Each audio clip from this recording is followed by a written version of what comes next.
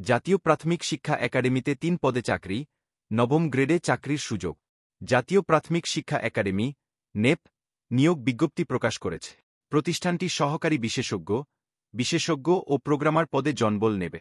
আগ্রহী প্রার্থীরা অনলাইনে আবেদন করতে পারবেন। বিজ্ঞপ্তি অনুসারে পদগুলোর যোগ্যতা পূরণ সাপেক্ষে যোগ দিতে পারেন আপনি। প্রতিটি পদে আবেদনের যোগ্যতা, অভিজ্ঞতা ও বয়সসীমা আলাদা আলাদা।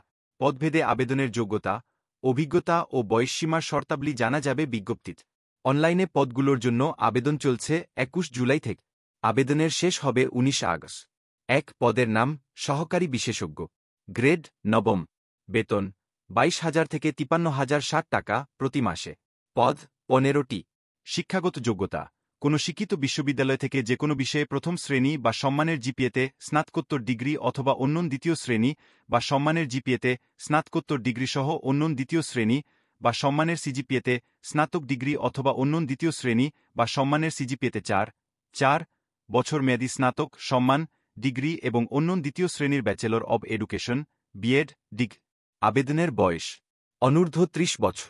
মুক্তিযোদ্ধা ও শহীদ মুক্তিযোদ্ধাদের সন্তানের ক্ষেত্রে অনূর্ধ্ব ৩২ বছর পর্যন্ত শিথিলযোগ।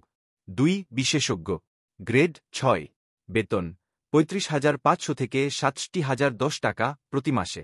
পদ ৪টি।